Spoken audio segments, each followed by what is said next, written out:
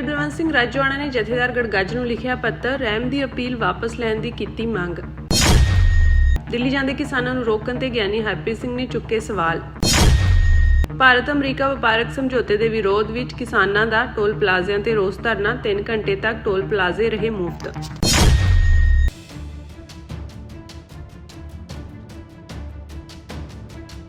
फांसी की सज़ा का सामना कर रहे भाई बलवंत सिंह राजोआणा ने श्री अकाल तख्त साहिब के कार्यकारी जथेदार ज्ञानी कुलदीप सिंह गड़गੱਜ ਨੂੰ पत्र लिख के अपील की है कि उन्होंने फांसी की सज़ा संबंधी रहम की अपील वापस ली जाए या फिर इस मामले में कोई फैसला ना करने वाली भाजपा सरकार के सिख आगुआं नूं श्री अकाल तख्त साहिब ते तलब करके हो रही देरी बारे सवाल मंगिया जाए।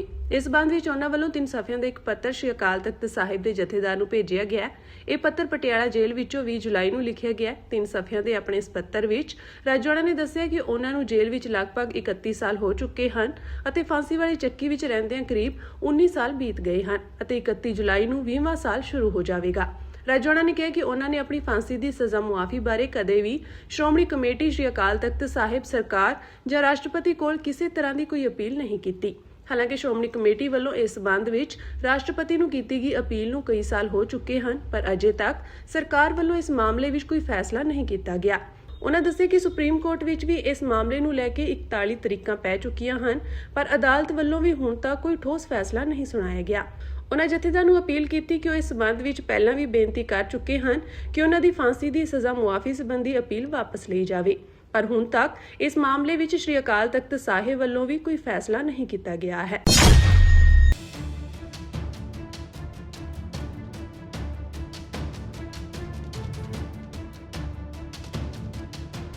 श्रोमणी अकाली दल पुनर सुरजीती के आगू और साबका जथेदार ज्ञानी हरप्रीत सिंह ने दिल्ली वाल जा रहे किसानों को रोकण के मामले ते प्रतिक्रिया दिंदिआं कहा कि पहलां भी पंजाब के किसानों को करीब 1 साल तक शंभू और खनौरी बॉर्डरां ते रोकिया गया सी अते उन्हां नूं देश की राजधानी दिल्ली विच दाखिल नहीं होण दिता गया। उन्होंने कहा कि अज मुड़ दिल्ली वाल जा रहे किसानों को रोकण लई हरियाणा सरकार वालों पंजाब नाल लगदे रस्ते बंद किए गए हैं। उन्होंने दावा किया कि कुछ तस्वीरों में बैरीगेड पंजाब की हद अंदर लगाए जाने की गल भी सामने आई है। ज्ञानी हरप्रीत सिंह ने सवाल उठाया कि की कोई एक सूबा दूजे सूबे के नागरिकों की आवाजाही नूं इस तरह रोक सकता है अते की देश के नागरिकों नूं अपनी ही राजधानी विच जाण तो रोकना संविधानक है।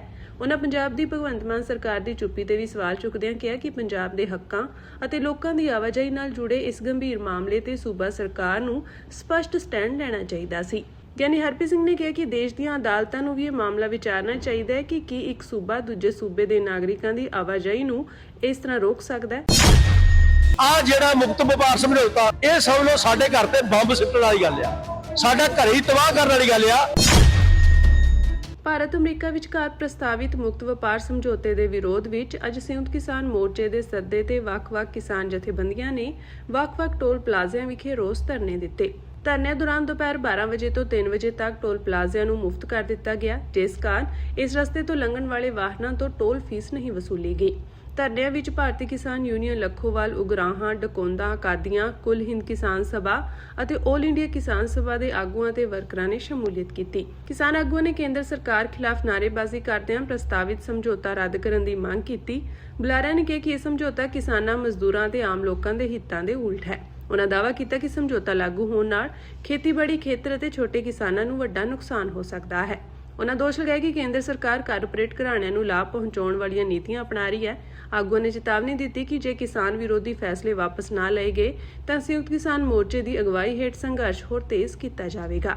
ਅੱਜ ਮੰਗਾਂ ਸਾਡੀਆਂ ਜਿਹੜੀਆਂ ਹੈਗੀਆਂ, ਇੱਕ ਤਾਂ ਸਾਡੀ ਮੰਗ ਜਿਹੜੀ ਹੈਗੀ ਆ ਵੀ ਆ ਜਿਹੜੀ ਅਮਰੀਕਾ ਦੇ ਨਾਲ ਮੁਕਤ ਵਪਾਰ ਸਮਝੌਤਾ ਹੋਇਆ ਉਹਨੂੰ ਰੱਦ ਕਰਾਉਣ ਲਈ ਆ।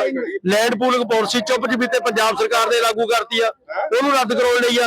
ਉਸ ਤੋਂ ਬਾਅਦ ਜਿਹੜਾ ਮਤਲਬ ਜਿਹੜੀਆਂ ਪਹਿਲੀਆਂ ਮੰਗਾਂ ਸਾਡੀਆਂ, ਜਿਹੜਾ ਬਿਜਲੀ ਬਿੱਲ 2025 ਆ, ਸੀਡ ਬਿੱਲ 2025 ਆ ਤੇ MSP ਦੀ ਗਰੰਟੀ ਵਾਲਾ ਮੰਗਿਆ। ਪਾਣੀ ਵਾਲਾ ਮਸਲਾ ਸਾਡਾ ਜਿਹੜਾ ਮਤਲਬ ਪੰਜਾਬ ਚੋਂ ਹਿੱਸੇਦਾਰੀ ਪੰਜਾਬ ਦੀ ਕੱਢ ਦਿੱਤੀ। ਇਸ ਕਰਕੇ ਇਹਨਾਂ ਮੰਗਾਂ ਨੂੰ ਲੈ ਕੇ ਸੰਯੁਕਤ ਕਿਸਾਨ ਮੋਰਚੇ ਨੇ ਅੱਜ ਪੂਰੇ ਭਾਰਤ ਦੇ ਵਿੱਚ ਸਾਰੇ ਟੂਲ ਪਲਾਜ਼ੇ 3 ਘੰਟੇ ਡਿਲੀਵਰੀ ਕੀਤੇ ਆ ਤੇ ਸਾਰੇ ਭਾਜਪਾ ਦੇ ਜਿਹੜੇ ਸਟੇਟ ਦੇ ਮੈਂਬਰ ਆ ਜਾਂ ਪੰਜਾਬ ਦੇ ਮੈਂਬਰ ਆ ਜਾਂ ਸੈਂਟਰ ਦੇ ਮੈਂਬਰ ਉਹਨਾਂ ਦੇ ਘਰਾਂ ਮੂਹਰੇ 3 ਘੰਟੇ ਧਰਨੇ ਆ। ਇਸ ਕਰਕੇ ਅੱਜ ਦਾ ਪ੍ਰੋਗਰਾਮ ਇਹ ਹੈਗਾ ਜੋ ਸੰਯੁਕਤ ਮੋਰਚਾ ਅਗਲੀ ਕਾਲ ਤੇ ਅਗਲਾ ਪ੍ਰੋਗਰਾਮ ਦੇਗਾ। 3 ਕਾਨੂੰਨ ਸੀ ਉਹਦਾ ਸਾਡੇ ਗੱਲ ਸਾਫਾ ਪਾਇਆ ਸੀ, ਸਾਡਾ ਹੌਲੀ ਹੌਲੀ ਗੱਲ ਖਿੱਚ ਹੋਣਾ ਸੀ। ਆ ਜਿਹੜਾ ਮੁਕਤ ਵਪਾਰ ਸਮਝੌਤਾ ਇਹ ਸਮਝ ਲਓ ਸਾਡੇ ਘਰ ਤੇ ਬੰਬ ਸਿੱਟਣ ਵਾਲੀ ਗੱਲ ਆ, ਸਾਡਾ ਘਰ ਹੀ ਤਬਾਹ ਕਰਨ ਵਾਲੀ ਗੱਲ ਆ। ਇਸ ਕਰਕੇ ਹੀ ਸਮਝਦੇ ਆ ਕਿ ਇਸ ਬੰਬ ਨੂੰ ਰੋਕਣ ਦੇ ਲਈ ਇੱਕੋ ਇੱਕ ਲੋਕਾਂ ਕੋਲ ਚਾਰਾ ਆ ਵੀ ਕਿਸਾਨ ਜਥੇਬੰਦੀਆਂ ਤਗੜੀਆਂ ਕਰੋ, ਮਜ਼ਦੂਰ ਜਥੇਬੰਦੀਆਂ ਤਗੜੀਆਂ ਕਰੋ। ਸਰਕਾਰ ਕੋਲ ਇੱਕੋ ਹੱਲ ਆ, ਉਹ ਡੰਡੇ ਦੇ ਜ਼ੋਰ ਨਾਲ ਦਬਾਉਣਾ ਚਾਹੁੰਦੀ ਆ, ਪਰ ਲੋਕ ਸੰਘਰਸ਼ ਡੰਡੇ ਦੇ ਜ਼ੋਰ ਨਾਲ ਨਹੀਂ ਕਦੇ ਵੀ ਦੱਬਦੇ। ਚਾਹੇ ਕੋਈ ਨੌਜਵਾਨਾਂ ਦਾ ਸੰਘਰਸ਼ ਆ, ਅਸੀਂ ਉਹਦੀ ਹਮਾਇਤ ਕਰਦੇ ਆ। ਆ ਸਫਾਈ ਵਾਲੇ ਜਿਹੜੇ ਆ ਮਜ਼ਦੂਰ, ਸਭ ਤੋਂ ਗੰਦਾ ਕੰਮ, ਸਭ ਤੋਂ ਘੱਟ ਤਨਖਾਹ। ਇਸ ਮੁਲਕ ਦੀ ਹਾਲਤ ਦੇਖ ਲਓ, ਜਿਹੜਾ ਲੋਕਾਂ ਦਾ ਗੰਦ ਚੱਕਣ ਵਾਲੇ ਆ ਉਹ 10,000 ਤੇ ਕੰਮ ਕਰਦੇ ਆ। ਲਗਾਤਾਰ ਉਹ 8 ਤਰੀਕ ਤੋਂ ਹੜਤਾਲ ਦੇ ਬੈਠੇ ਆ, ਸਰਕਾਰ ਚੁੱਪ ਕਰਕੇ ਬੈਠੀ ਆ। ਅਸੀਂ ਉਹਨਾਂ ਦੀਆਂ ਮੰਗਾਂ ਦੀ ਹਮਾਇਤ ਕਰਦੇ ਆ। ਜਿੰਨੇ ਲੋਕ ਆਪਣੇ ਹੱਕਾਂ ਲਈ ਲੜਦੇ ਆ, ਅਸੀਂ ਟੋਟਲ ਮੰਗਾਂ ਦੀ ਹਮਾਇਤ ਕਰਦੇ ਆ ਉਹਨਾਂ ਦੀ, ਤੇ ਉਹਨਾਂ ਦੇ ਮੰਗਾਂ ਜਿਹੜੀਆਂ ਸਰਕਾਰ ਨੂੰ ਪੂਰੀਆਂ ਕਰੀਆਂ ਜਾਂਦੀਆਂ। ਤੇ ਸੰਯੁਕਤ ਕਿਸਾਨ ਮੋਰਚੇ ਦਾ ਅਗਲਾ ਫੈਸਲਾ ਉਹ ਤੁਹਾਨੂੰ ਦੱਸਿਆ।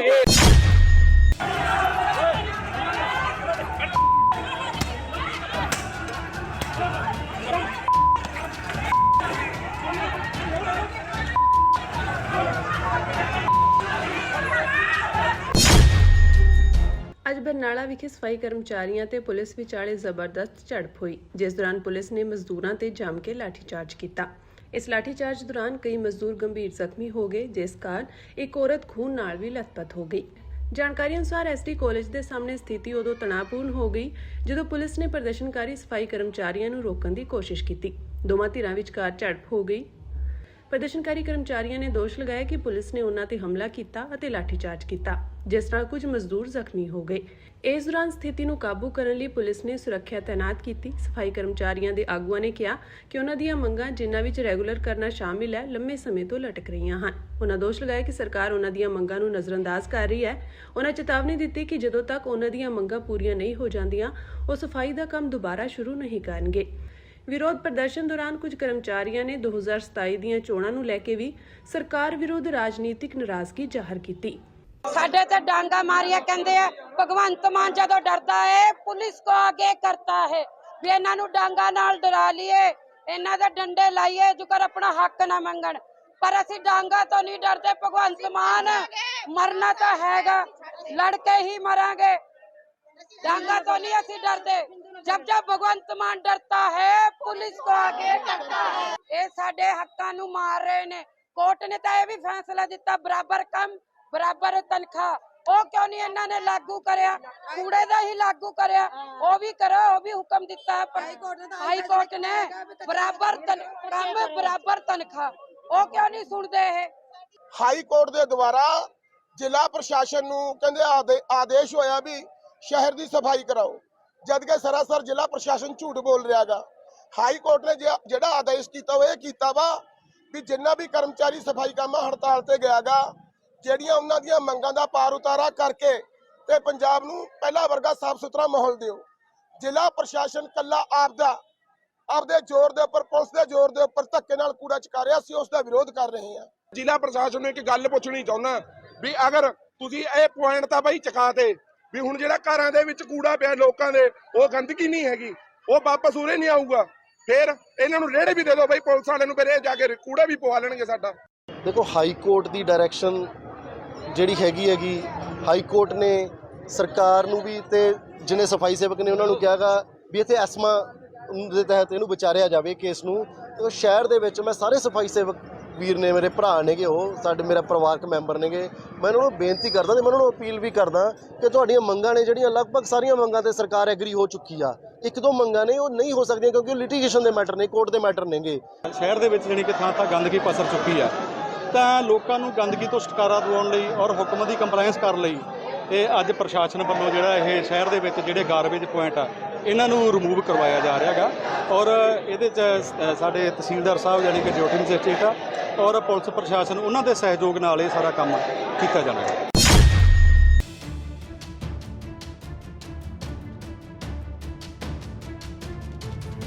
ਜੰਤਰ ਮੰਤਰ ਤੇ ਮਾਹੌਲ ਇੱਕ ਵਾਰ ਫਿਰ ਤਣਾਅਪੂਰਨ ਹੋ ਗਿਆ ਹੈ। ਪ੍ਰਦਰਸ਼ਨਕਾਰੀਆਂ ਤੇ ਦਿੱਲੀ ਪੁਲਿਸ ਵਿਚਾਲੇ ਆਮੋ ਸਾਹਮਣੇ ਹੋਣ ਕਾਰਨ ਘਟਨਾ ਸਥਾਨ ਤੇ ਹਫੜਾ ਦਫੜੀ ਮਚ ਗਈ ਹੈ। ਪੁਲਿਸ ਨੇ ਅਥਰੂ ਗੈਸ ਦੇ ਗੋਲੇ ਵੀ ਛੱਡੇ ਅਤੇ ਲਾਠੀਚਾਰਜ ਵੀ ਕੀਤਾ।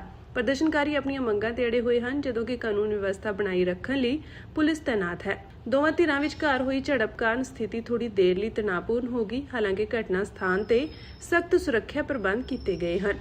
ਪੁਲਿਸ ਦੇ ਅਨੁਸਾਰ ਹਿੰਸਾ ਵਿੱਚ ਹੁਣ ਤੱਕ ਘੱਟੋ-ਘੱਟ 5 ਲੋਕ ਜ਼ਖਮੀ ਹੋਏ ਹਨ, ਜਿਨ੍ਹਾਂ ਵਿੱਚ 2 ਸਹਾਇਕ ਸਰਕਾਰੀ ਵਕੀਲ, 2 ਇੰਸਪੈਕਟਰ ਅਤੇ ਹੋਰ ਪੁਲਿਸ ਅਧਿਕਾਰੀ ਸ਼ਾਮਿਲ ਹਨ। ਘਟਨਾ ਦੇ ਕਾਰਨਾਂ ਦੀ ਫਿਲਹਾਲ ਜਾਂਚ ਕੀਤੀ ਜਾ ਰਹੀ ਹੈ। ਇਸ ਤੋਂ ਇਲਾਵਾ ਸੀਜੇਪੀ ਵੱਲੋਂ ਕੋਈ ਜਵਾਬ ਨਹੀਂ ਆਇਆ ਹੈ। ਉਧਰ ਸਰਕਾਰ ਨੇ ਵਾਧੇ ਵਿਰੋਧ ਪ੍ਰਦਰਸ਼ਨ ਦੇ ਵਿਚਕਾਰ ਦਿੱਲੀ ਦੇ ਜੰਤਰ ਮੰਤਰ ਪ੍ਰਦਰਸ਼ਨ ਸਥਾਨ ਦੇ ਨੇੜੇ ਕੇਂਦਰੀ ਦਿੱਲੀ ਖੇਤਰ ਵਿੱਚ ਅਗਲੇ ਹੁਕਮਾਂ ਤੱਕ ਇੰਟਰਨੈਟ ਸੇਵਾਵਾਂ ਮੁਅੱਤਲ ਕਰ ਦਿੱਤੀਆਂ ਹਨ। ਦੱਸ ਦਈਏ ਕਿ ਇੱਥੇ ਹਜ਼ਾਰਾਂ ਨੌਜਵਾਨ ਪ੍ਰਦਰਸ਼ਨਕਾਰੀ ਰਾਸ਼ਟਰੀ ਯੋਗਤਾ ਅਤੇ ਦਾਖਲਾ ਪ੍ਰੀਖਿਆ ਨੀਟ ਦੇ ਪੇਪਰ ਲੀਕ ਹੋਣ ਦੇ ਮੱਦੇਨਜ਼ਰ ਕੇਂਦਰੀ ਸਿੱਖਿਆ ਮੰਤਰੀ ਧਰਮਿੰਦਰ ਪ੍ਰਧਾਨ ਦੇ ਅਸਤੀਫੇ ਦੀ ਮੰਗ ਕਰ ਰਹੇ ਹਨ।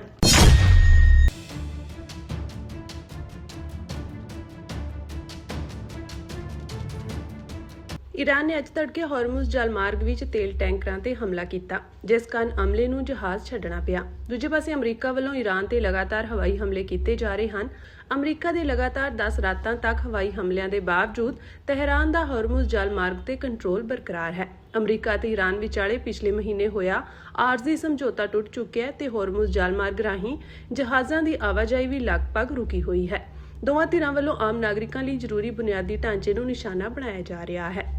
ਅਮਰੀਕੀ ਵਿਦੇਸ਼ ਵਿਭਾਗ ਨੇ ਅਮਰੀਕੀਆਂ ਲਈ ਨਵੀਂ ਚੇਤਾਵਨੀ ਜਾਰੀ ਕਰਦਿਆਂ ਕਿਹਾ ਕਿ ਈਰਾਨ ਅਤੇ ਈਰਾਨ ਦੇ ਸਮਰਥਕ ਗਰੁੱਪ ਵਿਦੇਸ਼ਾਂ ਜਾਂ ਦੁਨੀਆ ਭਰ ਵਿੱਚ ਅਮਰੀਕਾ ਤੇ ਅਮਰੀਕੀਆਂ ਨਾਲ ਜੁੜੀਆਂ ਥਾਵਾਂ ਤੇ ਅਮਰੀਕੀ ਹਿੱਤਾਂ ਨੂੰ ਨਿਸ਼ਾਨਾ ਬਣਾ ਸਕਦੇ ਹਨ। ਇਸ ਦੌਰਾਨ ਅਮਰੀਕੀ ਫੌਜ ਨੇ ਜਾਰਡਨ ਵਿੱਚ ਹੋਏ ਹਮਲਿਆਂ ਵਿੱਚ ਮਾਰੇ ਗਏ 2 ਸੈਨਿਕਾਂ ਦੀ ਪਛਾਣ ਕਰਨ ਤੋਂ ਇਲਾਵਾ ਸ਼ਨੀਚਰਵਾਰ ਨੂੰ ਇਰਾਕ ਵਿੱਚ ਈਰਾਨੀ ਡਰੋਨ ਨਸ਼ਟ ਕਰਨ ਦੌਰਾਨ ਇੱਕ ਹੋਰ ਮੌਤ ਦੀ ਪੁਸ਼ਟੀ ਵੀ ਕੀਤੀ। ਅਮਰੀਕੀ ਫੌਜ ਦੀ ਸੈਂਟਰਲ ਕਮਾਂਡ ਨੇ ਅੱਜ ਕਿਹਾ ਕਿ ਉਸ ਨੇ ਈਰਾਨੀ ਸੈਨਿਕ ਕਮਾਂਡ ਸੈਂਟਰਾਂ, ਸਮੁੰਦਰੀ ਸਮਰਥਾਵਾਂ, ਮਿਜ਼ਾਈਲ ਅਤੇ ਡਰੋਨ ਲਾਂਚ ਸਾਈਟਾਂ ਤੇ ਹਵਾਈ ਰੱਖਿਆ ਪ੍ਰਣਾਲੀਆਂ ਨੂੰ ਨਿਸ਼ਾਨਾ ਬਣਾਇਆ। ਉਸਨੇ ਬੰਬਾਰੀ ਦੀ ਫੁਟੇਜ ਵੀ ਜਾਰੀ ਕੀਤੀ ਹੈ। ਇਸੇ ਦੌਰਾਨ ਈਰਾਨ ਦੇ ਸਰਕਾਰੀ ਮੀਡੀਆ ਨੇ ਦੱਸਿਆ ਕਿ ਫਾਰਸ, ਹਰਮੁਜ਼ਗਾਨ, ਇਲਾਮ, ਕਰਮਾਨ ਅਤੇ ਸਿਸਤਾਨ ਬਲੋਚਿਸਤਾਨ ਸੂਬਿਆਂ ਵਿੱਚ ਧਮਾਕਿਆਂ ਦੀਆਂ ਆਵਾਜ਼ਾਂ ਸੁਣੀਆਂ ਗਈਆਂ।